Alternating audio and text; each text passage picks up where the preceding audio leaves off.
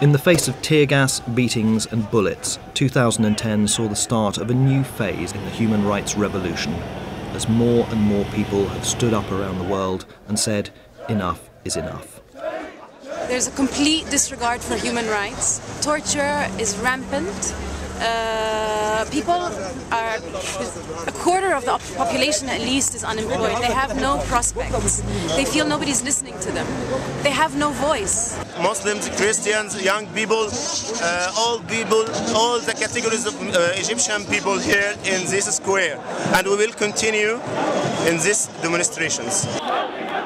Many in authority have responded by trying to stifle freedom of expression and clamp down on demonstrations. Protesters have been using new ways to organise, but around the world, repressive governments have been determined to block the flow of information and keep their stranglehold on power by restricting the internet, and some have even ordered companies to shut down mobile networks. I think Azerbaijani youth have a right to protest, and if they want to protest, they should do it. Whether it will be online, offline, through SMS, on the streets, they have a right to do it. The demonstrations have taken many in the West by surprise. For years they've been turning a blind eye and selling arms to repressive regimes with poor human rights records. But even in countries where protesters have succeeded in bringing change, there is a real danger that the new leaders may try to return to the old ways. What we need to make sure happens now is that the emergency laws and many of the repressive laws are taken out. Secondly, we need a complete overhaul of the security apparatus in many of these countries. That's a big problem that people are facing. And then, of course, all the long-term changes we need. We need an independent judiciary, we need a free press, we need human rights education, empowered people. So a lot of work has to happen.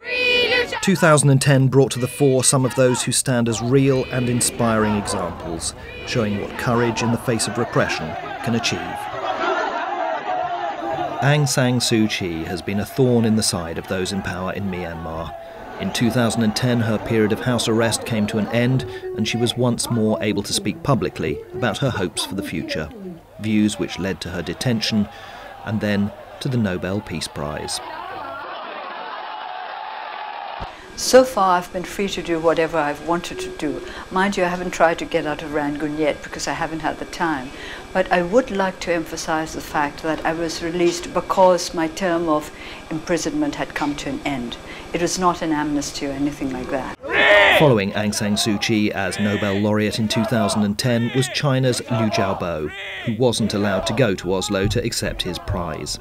His calls for greater freedom of expression in China meant that he sat in jail and the prize went unaccepted for the first time in more than 60 years.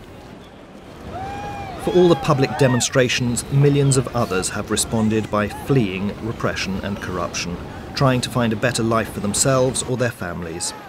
At any one time, there are literally countless millions of people on the move, seeking refuge abroad from the challenges they face at home.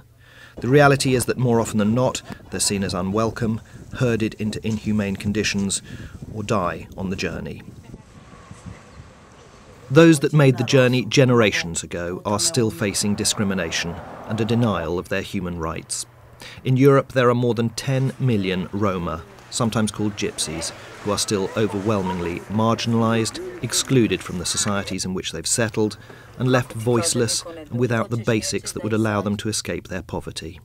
They say that we are equal in the eyes of the law, but that's not true. And if they don't want to help us or give us something, they should just put us in a corner and shoot us, and we'll be saved from this suffering.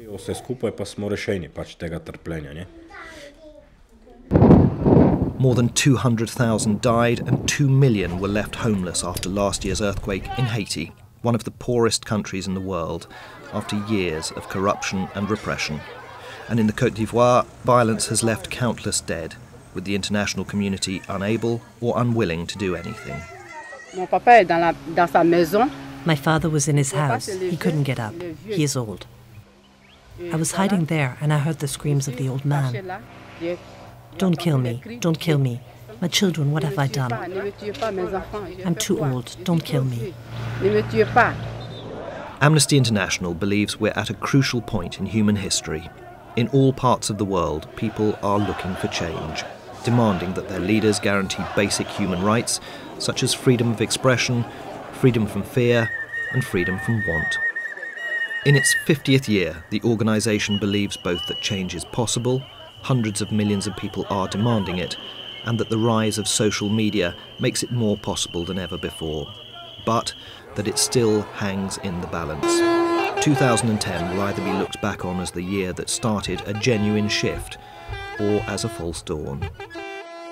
What better year to celebrate our 50th anniversary? The coming together of people standing up against repression is what we're all about, and we are truly inspired by what's happened, and we are going to really focus our energies on strengthening and growing the movement, the human rights movement across the world in this important year.